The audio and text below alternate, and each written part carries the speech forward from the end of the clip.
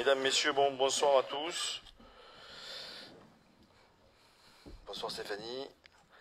On va commencer le bureau communautaire donc, de ce jour du 24 octobre. Tout d'abord, avant de commencer ce bureau, on va, si vous voulez bien, désigner un secrétaire de séance. Cathy, tu veux bien être secrétaire de séance? Alors, est-ce qu'il y a des oppositions à ce que ce soit Madame Clément qui soit la secrétaire de séance de ce bureau communautaire? Est-ce qu'il y a des abstentions? Donc, Madame Clément sera notre secrétaire de séance. Pour aujourd'hui, nous avons 13 présents, 2 procurations, celle de Monsieur Jean-Marie Gilles à Monsieur Fournier, celle de Madame Florent à Monsieur Pierre, et nous avons un absent, excusez, c'est Monsieur Mayol. Donc nous aurons aujourd'hui 15 votants pour ce bureau communautaire. Nous avons, avant de commencer l'ordre du jour, le procès verbal du bureau du 5 septembre. Est-ce qu'il y a des remarques avec la retranscription?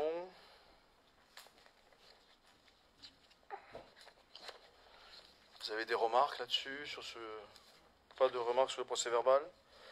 Alors, qui est contre cette approbation? Qui s'abstient? Donc, on adopte le procès verbal du bureau du 5 septembre. Nous avons, pour la première question à l'ordre du jour, ce sont des conventions particulières d'occupation de biens publics fluviales. Donc, c'est des modèles que nous allons mettre en place pour nos locataires, oui, nos occupants du domaine fluvial qui nous est concédé par Voies navigables de France. Donc vous avez normalement eu en place l'ensemble de ces conventions. Est-ce qu'il y a des observations à ces conventions? Allez-y, allez-y. Ça marche? Oui, voilà, c'est bon. Donc rapidement, non, donc ce sera la même pour chacune des communes concernées.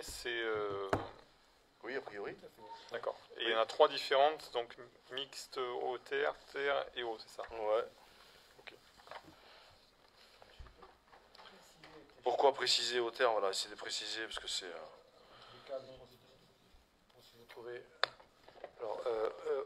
la convention eau, c'est les plaisanciers habituels, entre guillemets. Mixte eau et terre, c'est par exemple le chantier naval qui est à Beaucaire, mais aussi la péniche Chamodotte qui est à Bellegarde, qui a un terre, ou le restaurant Le Phare Breton à Beaucaire, qui a un peu des deux. Et terre tout seul, c'est le chantier naval de Beaucaire également, qui a un terre-plein spécifique qui est attribué. Voilà, c'est qu'on a les 3 types d'occupation et ces conventions qu'on a transmis pour approbation, bien sûr, à VNF. C'est bon. Est-ce qu'il y a d'autres interventions, d'autres explications? Non. Qui est contre ces autorisations de signature de convention? Qui s'abstient? Donc on adopte à l'unanimité. Ensuite, nous avons un avenant à l'accord cadre. Vous savez, c'est notre prestation ménage, hein, c'est ça, hein? Oui. Propreté des locaux que nous avons avec une association d'insertion professionnelle. Hein. Donc vous avez un avenant. Est-ce qu'il y a des remarques là-dessus, sur cet avenant? Allez-y. Non, simplement expliquer le vote, donc on s'abstiendra parce qu'il est rétroactif. Donc, Pardon? on s'abstiendra parce qu'il est rétroactif du coup. Ah oui, mais c'est normal. Hein. C'est en fonction c'est du mois d'octobre à décembre 2022. Hein. Oui. Ça va d'octobre, du 1er octobre au fin décembre 2022. Allez, donc qui est contre cette proposition? Qui s'abstient? Donc 3 voix. Et le reste pour donc adopter à la majorité. La troisième question concerne l'acquisition d'un terrain pour compensation agricole, notamment pour le port à Fourques. On a été sollicité, hein, donc c'était un foncier agricole par la SAFER. On a été sollicité par la SAFER pour acheter ce foncier. Donc comme de toute façon il faut qu'on mette en place des compensations agricoles, on s'est proposé de l'acheter. Et ensuite on met à bail, bien sûr, ce bien à la SAFER, je crois. C'est ça, on signe un bail particulier. Hein. On signe actuellement avec la SAFER ou la SCI Écoterre. Voilà, la SCI Écoterre qui porte en fait les compensations agricoles pour la SAFER. Hein. Donc là c'est vous avez vu que la prestation SAFER quand même ça a un coût, hein, c'est 11 858,34 €. Hein, donc, Mais bon, je pense que malheureusement, dans tous les projets maintenant, on va être obligé d'avoir des compensations agricoles. Et puis, bon, ça permet aussi de fidéliser sur nos territoires et de mettre à bail à des jeunes agriculteurs ou à des agriculteurs tout court de la terre à bail, c'est-à-dire en location. C'est une bonne chose. On est parmi les premiers, finalement, à faire ça. Hein. Oui. On est les premiers à mettre en place, notamment cette société particulière qui a été créée dans le département, sur la compensation agricole. Oui, Gilles. Je disais, le marché immobilier est sous pression dans notre région, hein, on le voit tous. Et là, ça sera intéressant, ce sont de très bonnes terres, hein, très bonnes terres alluviales, de voir s'il y a une pression, j'allais dire, chez les agriculteurs. Certains m'ont déjà contacté, alors que moi, je n'ai rien à voir, puisque c'est Écoter qui le distribuera aux agriculteurs pour dire on est prêt à le louer. Voilà. Donc ça va être intéressant de voir comment notre société Écoter distribue soit des candidats jeunes agriculteurs pour les épauler, soit au contraire à d'autres qui sont un peu plus établis, etc. Voilà, donc ça, je vais suivre avec intérêt ce marché-là du domaine agricole. Voilà.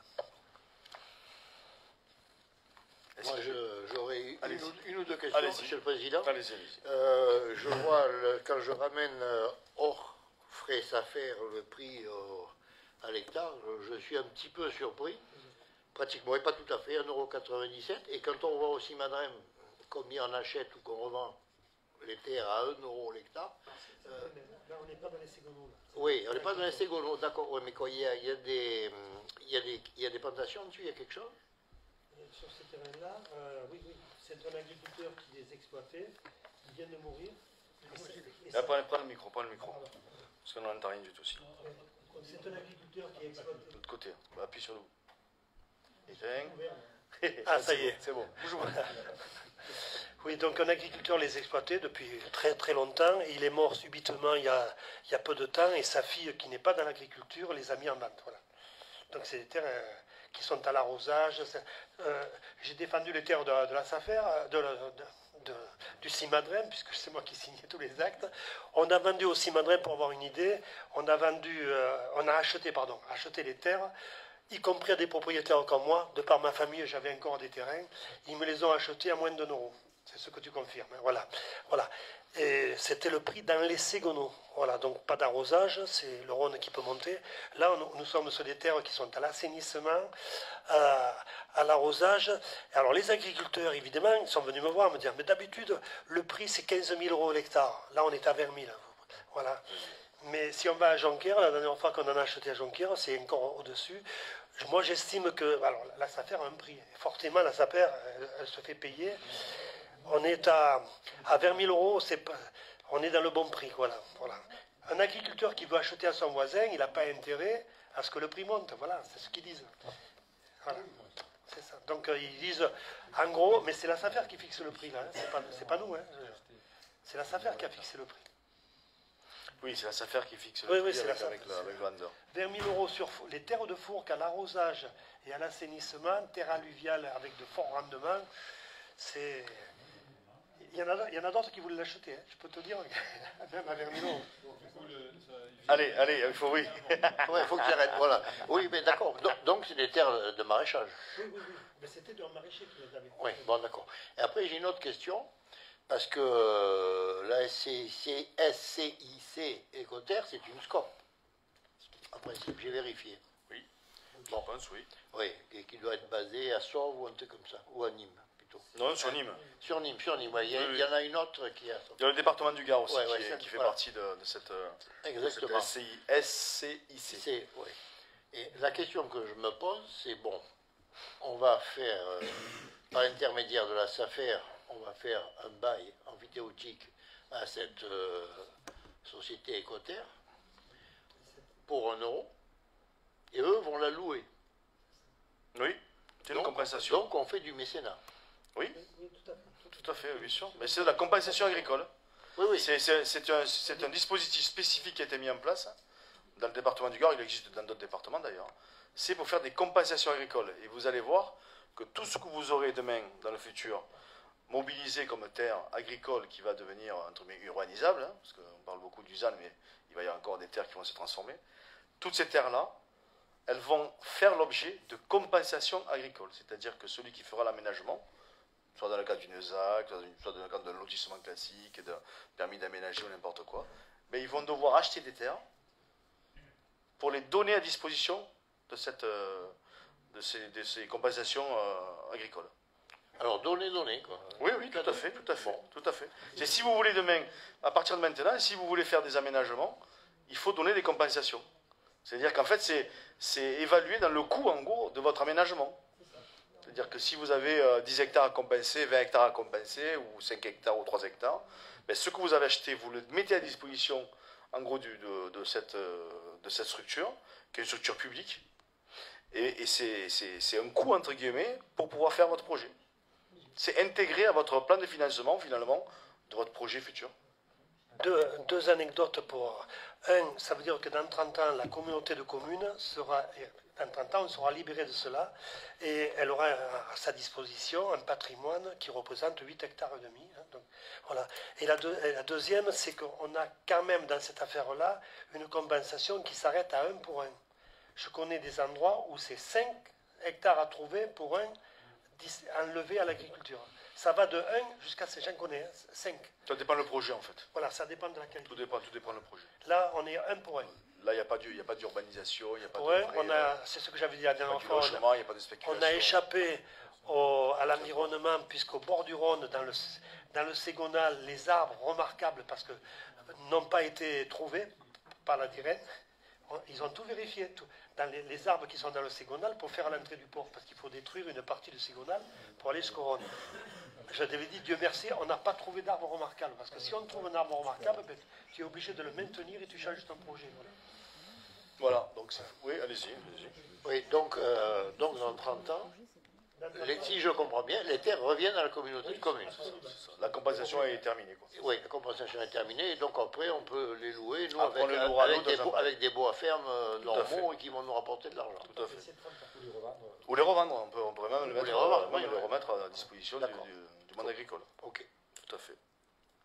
Oui, donc moi juste de l'observation, effectivement, bon, ça a été dit, bail amphithéotique donc à 1 euro. Il y a quand même une contradiction dans le contrat de la SAFER, où ils ont dû faire une erreur sûrement, mais sur la page 4, où ils disent qu'on s'engage à ne pas louer ou échanger tout ou partie du bien, mais on va le louer justement par un bail amphithéotique à la SCIC. Donc pour moi, il y a on s'engage à pas le louer à quelqu'un d'autre, sûrement. C'est-à-dire qu'on s'engage à le louer à quelqu'un d'autre. C'est-à-dire qu'on le loue à cette société de compensation agricole. La SCIC, c'est pas la SAFER, donc c'est une autre société, mais bon, enfin bon. Oui, mais c'est la structure en fait juridique. Qui est, alors je sais pas qui c'est qui à l'intérieur, mais je sais qu'il y a le département. Il y a la SAFER, c'est sûr. Il y a la Chambre d'agriculture aussi. Donc voilà, c'est les mesures de compensation. Il en existe d'autres, hein, puisqu'il y a des compensations aussi privées. Il y a la Caisse des dépôts de consignation qui a mis en place aussi une structure un petit peu identique. Mais donc là, c'est la structure locale. Ce qui n'est pas logique, c'est que cette structure, elle, va le louer en obtenant de l'argent. Donc, oui, c'est comme ça. C'est comme les 11 000 et quelques euros, il faut passer par la SAFER. Il faut passer par la SAFER. Voilà, il ne faut pas passer par quelqu'un d'autre. Et la dernière question, bon, on a toujours voté pour le projet Port de Fourques, donc il n'y a pas de difficulté sur le projet. Bon là, sur l'avenant, sur cette acquisition de terrain, on trouve que leur procédé est un peu étrange, donc on est plutôt sur l'abstention sur ça. En revanche, on est pour le Port de Fourques, ça, il n'y a pas de difficulté. Mais la question qui se posait, c'est sur le budget du Port de Fourques. Est-ce qu'on a une vue? Est-ce qu'on commence à avoir une vue un petit peu plus importante ou toujours pas Alors pour l'instant, on avait missionné cette étude-là, comment on appelle ça, l'étude, comment ils appellent ça, cette étude en fait de faisabilité économique. Hein. Voilà, la dernière qu'on a financée, qui a été portée d'ailleurs par la Caisse des dépôts de consignation, je dirais de bêtises. Donc pour l'instant, non, parce que pour l'instant, on n'a pas encore l'autorisation. On a engagé aujourd'hui, on est au niveau projet encore, même si on a engagé de l'argent, hein, puisqu'on y a dépensé quasiment 500 000 euros aujourd'hui hein, dans ce projet. Hein, donc, mais c'est un projet qui est tellement important que de toute façon, il faut engager de l'argent pour essayer d'aboutir à ce projet. Et c'est vrai que malheureusement, ces compensations agricoles, quoi qu'on en pense, elles sont maintenant obligatoires. Et donc si tu n'as pas ça, ben écoute, tu fais pas ton projet, c'est pas compliqué. Donc oui, c'est pas le projet aujourd'hui. On avait une valorisation à cette fameuse étude qui était de l'ordre de 10 millions d'euros, hein, c'est ça. Sauf qu'il est hors de question qu'on porte bien sur nous à 10 millions d'euros un projet en gestion directe, etc. Donc voilà, il avait été déclaré d'intérêt régional par la région, ce projet. Donc quand on passera à la phase projet, avant de lancer, entre guillemets, d'appuyer sur le bouton sur la phase projet, il faut qu'on soit sûr que derrière, il y ait une gestion qui soit une gestion pérenne de cet outil, parce que le but, c'est pas juste de faire un port, le but, c'est de le faire fonctionner, surtout. Et je pense que sans aide des institutions, je pense à l'État, au département ou à la région, il n'y a que qui peuvent nous aider, ça sera un peu compliqué. Donc on a besoin d'un apport final. À mon avis, c'est ma lecture du projet à l'heure actuelle. Donc je rappelle que nous ne sommes pas toujours propriétaires des terrains, qu'il faut que les acquérir, qu'on s'approche des enquêtes nécessaires pour la déclarer d'utilité publique, auquel cas là, le propriétaire sera bien dans l'obligation de nous le vendre, si on l'obtient, voilà. Donc on en est là. On vient de passer, on passe phase par phase. D'abord l'environnement, toutes les enquêtes sur l'environnement, on les a passées, voilà. Ensuite, les compensations agricoles, donc ce soir, si on délibère, elles sont passées. Voilà, on a trouvé la réponse. Et puis, il faudra finaliser l'étude économique qui nous permettra de demander à la région ou à l'État ou à d'autres quelle est la part qu'ils peuvent prendre sur ce projet-là. Et c'est au vu de tout cela qu'on déclarera, on le fait ou on ne le fait pas. Voilà. Exactement. Et donc les études environnementales sont réalisées. Maintenant, il y a les études qui vont commencer, parce qu'on me dit qu'on a reçu l'aval pour lancer les enquêtes publiques. Voilà, les enquêtes publiques. Voilà. Long chemin encore. On n'est pas encore au bout du chemin. Mais comme tu as dit, pas à pas. Alors, pour cette délibération d'acquisition des compensations agricoles, qui est contre cette proposition? Qui s'abstient? Donc, 3 abstentions, le reste pour, donc adopté. La question numéro 4 concerne les attributions du marché de compactage des bennes en déchetterie. Donc, vous avez vu le considérant, et je crois que c'est l'entreprise Pasini qui, dans le cadre de ce marché, vous est proposé pour un montant sur les 4 déchetteries, pour un montant annuel de 30 472 € hors taxe. Et c'est un marché qui conclut pour une durée d'1 an, renouvelable tacitement 3 fois, dans la limite de 4 ans. Et le marché commence au 2 janvier 2023. Est-ce qu'il y a des observations là-dessus? Oui.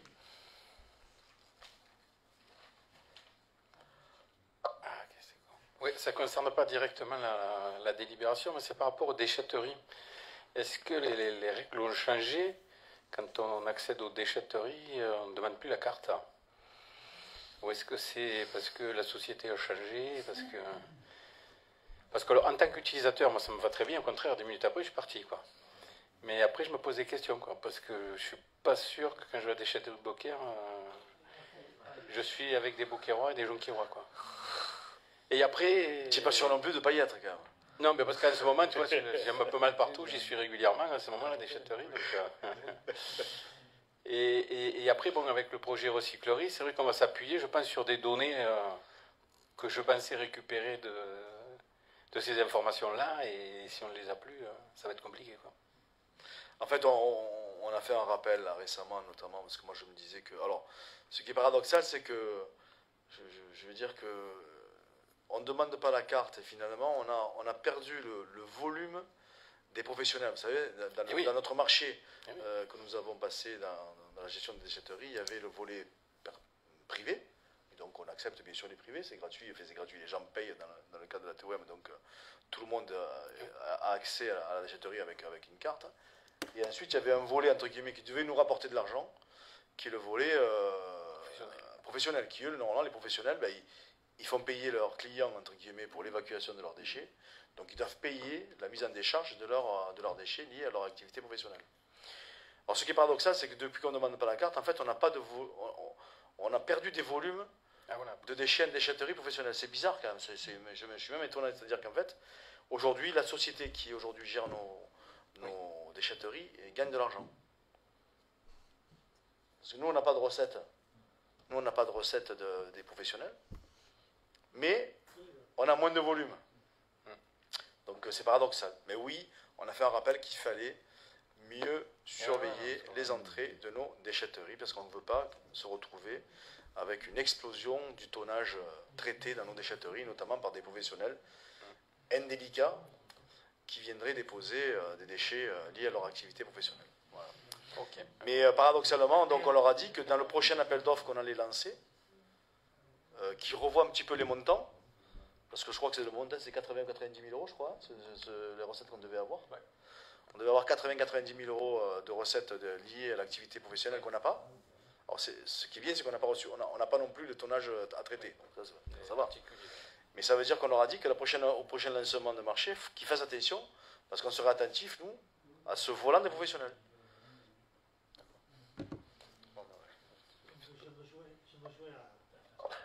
Ça y est, je rejoins à Beaucaire parce qu'à Fourques c'est pareil.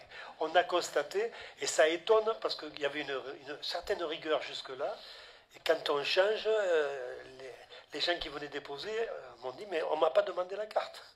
Et ça les étonne. Donc je confirme effectivement ce que... Voilà. Mais on a plutôt de bonnes surprises sur les apports, voilà, parce que les apports diminuent. Après, je sais pas, tant mieux, c'est-à-dire que peut-être que les gens sont plus sensibilisés, les professionnels sont plus sensibilisés à payer leur apport dans des déchetteries spécialisées. Voilà, concernant cette attribution de marché du compactage des bains de déchetterie, est-ce qu'il y a d'autres observations? Donc s'il n'y a pas d'observation, qui est contre cette proposition d'attribution? Qui s'abstient? Donc adopté. La dernière question concerne la création et la suppression de postes. Alors je crois qu'il y a 4 ou 5 suppressions entre les départs à la retraite, ceux qui ont grimpé de grade, c'est ça, monsieur le directeur? Et on crée un poste, hein, parce qu'on recrute quelqu'un qui est bien sûr adjoint technique classique en catégorie C à la place de quelqu'un qui avait un grade plus important. J'ai un trou. Le poste de l'acteur principal, c'est la personne qui était aux finances. Non, c'est le juriste, excusez-moi, qui a quitté la communauté commune au 1er octobre et qui est remplacé par une contractuelle de niveau attaché. L'après restant, c'est des départs en retraite pour les 3 postes en question et on fait un recrutement. Et pour information, on est en phase de recrutement de contractuels actuellement pour les essayer au niveau de la propreté urbaine. Donc l'offre d'emploi a été publiée il n'y a pas très longtemps, reliée sur les réseaux. Donc on attend de voir ce qu'on reçoit. Il y aura deux recrutements de 6 mois, si je ne m'abuse, pour essayer de jauger un peu ces futurs employés qui, si tout va bien, pourraient intégrer la CTBTA à titre définitif à terme. On a surtout des gens qui sont partis en retraite, excusez-moi, et surtout des gens qui sont en maladie et qu'il nous faut remplacer parce que ça urgemment. Voilà. Alors, sur cette délibération, s'il y a d'autres questions, s'il n'y en a pas qui est contre cette proposition, 3, qui s'abstient, donc elle est adoptée. Allez, donc, il n'y a rien de plus, non? Rien de plus, j'en parlerai au bureau, mais on s'est